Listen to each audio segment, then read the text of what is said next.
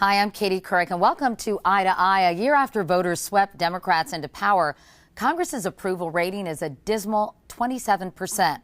Chip Reid spoke to House Speaker Nancy Pelosi and Republican leader John Boehner about the state of the 110th Congress. Madam Speaker, if you were a teacher and you were going to give this Congress, your Congress, a grade, what grade would you give it? I think our Congress has done a great job for students. So as a teacher, I would say that as a Congress who's dedicated to children, a Congress that wants to be called the Children's Congress, I would give us a very high mark.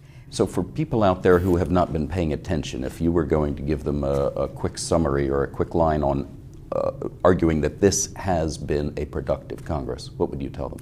I would say whether it's protecting our people, growing our economy, strengthening our families, preserving our planet, and doing so in the most highly ethical way with full budget discipline, this Congress has succeeded greatly. But it's all eclipsed by the fog of war, and that's what we have to deal with. Exactly, and a lot of people out there, I don't know if you could say failing grade, but they certainly give Congress a very low grade. If you look at the polls, and as a politician, I'm sure you look at polls now and then, I've seen numbers from 18%, 22%, 25% approval rating. That's even lower than President Bush. Well, it's about an institution, and the institution has failed to stop this war in Iraq. When the American people voted last November, 1 year ago today, they voted for a new direction, and nowhere were they more clear about needing a new direction than in the war in Iraq.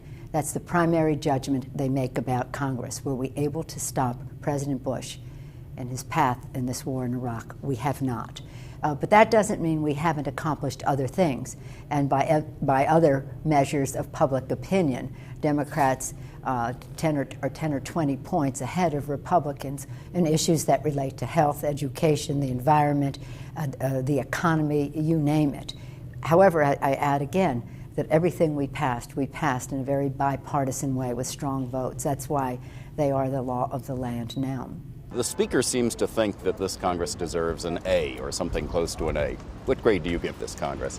Well, right now I think I'd give it an F, because most Americans have given it an F. You know, there were a lot of promises made last year about this being a new Congress and the most open and ethical Congress, that we'd have real debate and we'd work in a bipartisan way to deal with the American people's issues. None of it's happened. None of it. Somebody described the atmosphere around here to me earlier today as poisonous. Is that a fair assessment? And if so, whose fault is it? Well, I think it is. And I think members on both sides of the aisle are concerned about what's happened here, because they heard all the promises last year, even the new Democrats, the members who have been here 1 or 2 terms. I think they're upset with their own leadership, that there hasn't been some reaching out.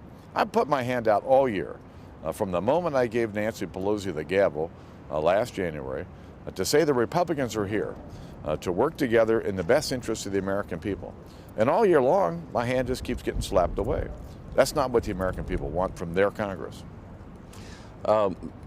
On Iraq, their explanation, of course, is the reason their ratings in the polls are so low is that they've been abandoned in droves by traditional liberal Democrats who are really mad at them about Iraq. And if it weren't for that, their ratings would be just fine, or at least consistent with what ratings usually are in Congress. Well, I don't think that's the case. I mean, their problem is that we're actually having success in Iraq. They invested all their political capital in failure. And Iraq, frankly, is going well. And I'm hoping that we can continue to consolidate our gains and bring our troops home. But it's not just there where they've lost support. They've lost support of the American people in the middle over the issues of more spending, higher taxes, bigger government. That's not what independent voters want out of their government.